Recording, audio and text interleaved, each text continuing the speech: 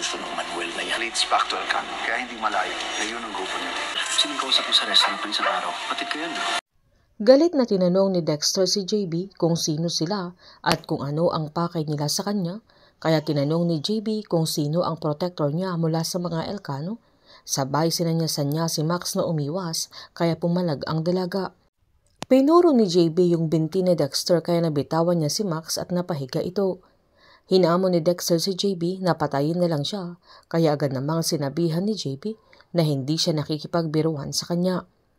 Pinaputukan niya sa may taas ng ulo ng general kaya natakot din ito na agad niyang inamin na si Manuel Aguinaldo ang protector niya at siya ang gumagawa ng paraan para hindi siya mahuli, na agad namang tinanong ni JB kung sino si Manuel Aguinaldo at kung saan niya ito matatagpuan.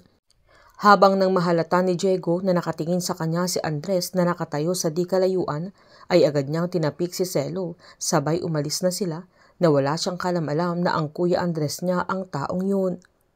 Si Manuel Aguinaldo ang umampon kay June pero Diego na ang pinangalan sa kanya at si Manuel Aguinaldo din ang tinuturo ni Dexter kay JB na miyembro ng mga Elcano na tumutulong sa kanya. Wala nang lusot si Dexter kaya inamin niya kay JB na dadalhin na siya ni Manuel kinabukasan sa Malaysia dahil tinulungan niya ito dati kaya tumatanaw ng utang na loob at dahil konektado siya sa mga Elcano ay alam niya ang galawan ng grupo. Sinabihan ni JB na sasama ito sa kanila at ilalabas niya lang ito sa oras ng tagpuan nila ni Manuel Aguinaldo. Pag-uwi naman ni Tomas ay nadatnan niya ang nino niya na naglalaro ng video games na agad sinita ni Rolando dahil napakaseryoso niya. Kaya tinanong niya ang binata kung saan ito nanggaling. Inabot ni Tomas yung wedding invitation na nagulat naman si Rolando dahil si Tomas ang ikakasal na agad niyang sinabihan na loko-loko ito. Sabay tinanong niya kung sino si Gab na pakakasalan niya. Pinaliwanag ng binata na hindi talaga sila ikakasal pero kailangan nila ng formality at hindi nila ire-register na kailangan lang nilang gawin para makuha ni Gab yung mana niya. At si Gab na tinutukoy niya ay kilala ni Rolando bilang attorney ganda. Agad tinanong ng ninong niya kung may porsyento na naman ang binata sa gagawin niya na agad naman niyang inamin. Minura at pinagalitan siya ni Rolando dahil magpapakasal lang ito para makakuha ng porsyento at peperahan pa niya ang dalaga na agad namang nagpaliwanag si Tomas na hindi lang dahil sa pera kundi gusto niyang mailayo si Gab sa daddy niya at para makuha niya yung bahay ng mami niya kaya mas pinagalitan siya ng ninong niya. Pinaliwanag ni Tomas na naiintindihan niya si Gab dahil mahirap isiksik ang sarili sa isang pamilya na hindi naman talaga siya gusto. Kaya kung yun lang ang tanging paraan at magagawa niya para matulungan ang dalaga ay gagawin niya ito. Pinagsabihan ni Rolando na wala na siyang magagawa dahil desisyon niya pero kailangan niyang tandaan na meron siyang sasabihin na hindi na niya uulitin pa na lahat ng bagay sa buhay ay pwede niyang iskamin, wag lang ang puso niya at ang puso ng iba, kaya natawa ang binata. Maging si Gab ay pumunta sa bahay nila para ibigay sa daddy niya yung invitation para sa civil wedding nila ni Tomas. Nagulat naman si Philip dahil ikakasal na ito agad.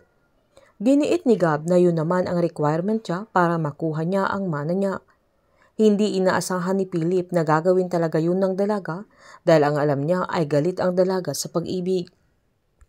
Pinuntahan naman ni Andres si Max para magpatulong na ganitong humingi ng pasensya dahil lumapit na naman ito sa kanya dahil wala na siyang ibang lalapitan pa.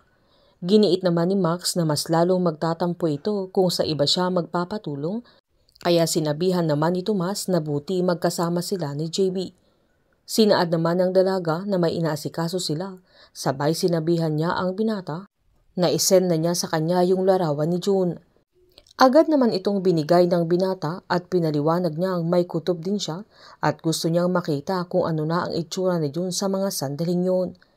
Pinaliwanag ni Max na may mga AI tool siya at kung may enough data sila katulad ng baby picture ni June or mga relatives nila ay posibleng makuha nila kung ano ang itsura ni June sa araw na yun na agad niyang in-upload yung image at yung AI na ang nag-generate. Ang hinala nila Lola Esang at Andres ay si Celo ang kapatid niya dahil ang tansya nila ay magkasing tangkad na sila ni June sa mga oras na yun.